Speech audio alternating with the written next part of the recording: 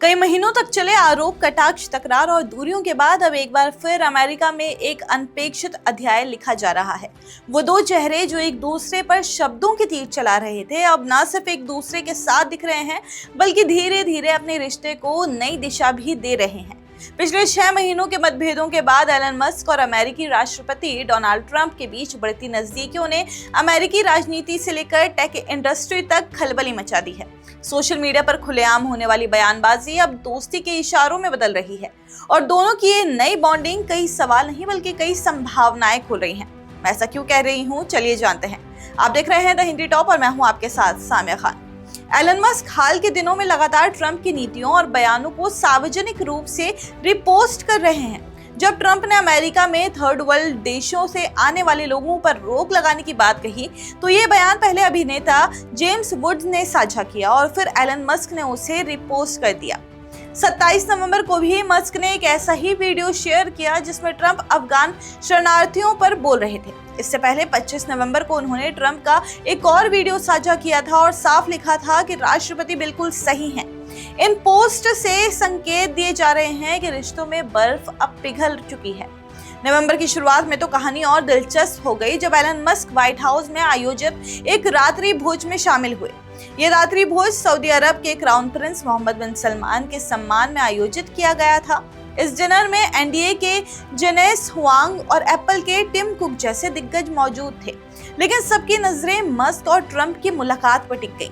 मई में सरकारी दक्षता विभाग छोड़ने के बाद ये पहला मौका था जब मस्क दोबारा व्हाइट हाउस पहुंचे थे।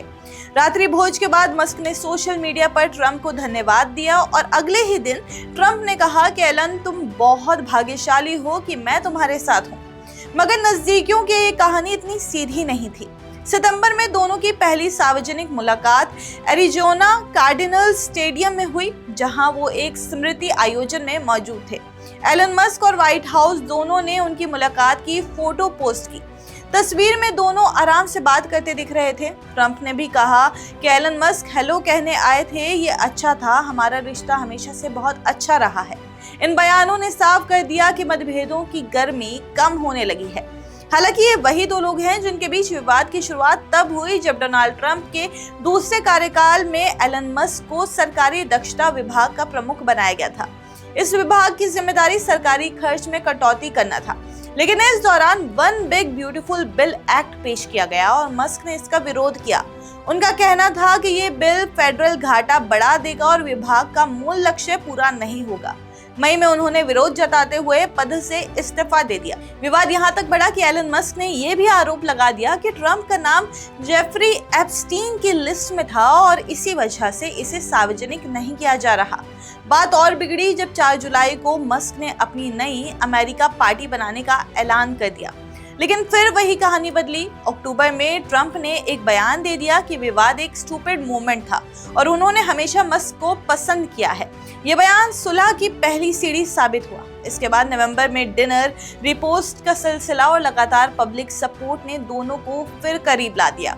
आज कहानी यह है कि मतभेदों की आग में झुलसने के बाद अब दोनों के रिश्ते राजनीतिक गर्माहट से निकलकर एक नई समझदारी की ओर बढ़ते दिखाई दे रहे हैं।